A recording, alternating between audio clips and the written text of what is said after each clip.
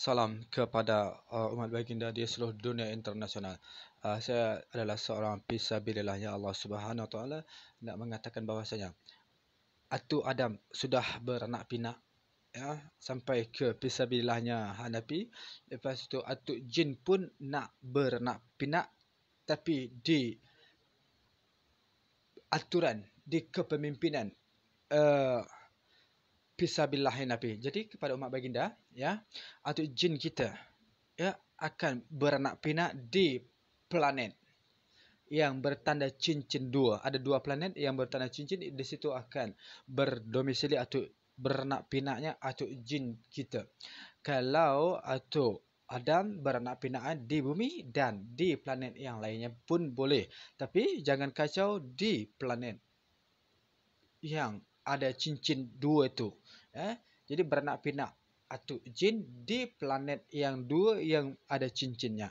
Kalau Atuk Adam boleh beranak pinak di planet yang lainnya. Jadi saya dan Atuk Jin telah bermusyawarah, setiap planet akan berkehidupan. Ya, untuk kehidupan beranak pinak Atuk Adam dan Atuk Jin, ya Allah Subhanahu Wa Taala. Lepas tu siapa-siapa nak berkehidupan di planet yang lainnya haruslah ada izin dari fisabilillahnya Allah yang bernama fisabilillah Hanafi.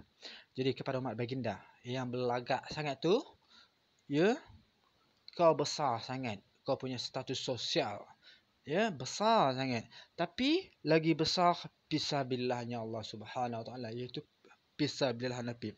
Saya kalau sudah bencikan orang, ya, saya kalau sudah bencikan orang, saya akan jadikan kepribadian kau seperti babi pukimak anjing. Ya, lepas tu jadilah saban babi, tergelupur-gelupur dan susah nak mati.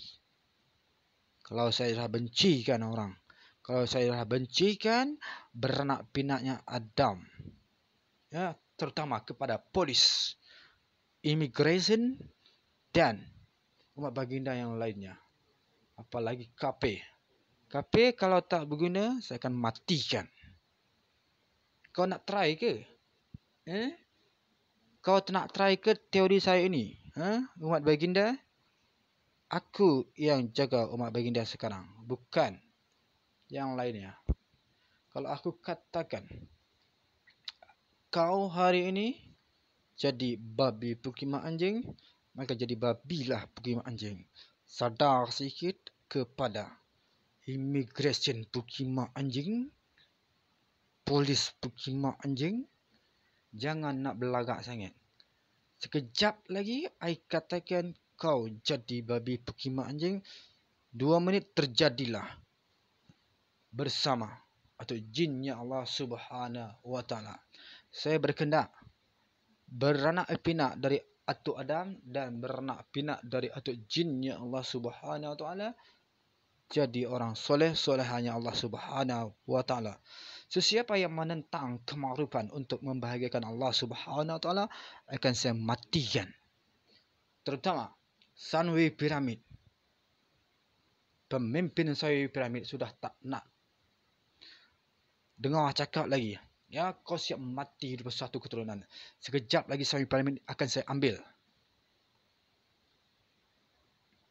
Kalau masih juga bekerja kemungkaran, ya, membiarkan minuman keras, ya, terjual di Sunway Pyramid pukimak anjing, ya, kau dengar, ya, kau main-main dengan fisabilillahnya Allah Subhanahu Wa Taala, ya, ku matikan pemimpin Sunway Pyramid semua, ku matikan staf Sunway Pyramid semua, ku ambil Sunway Pyramid semua, ya, kau dengar.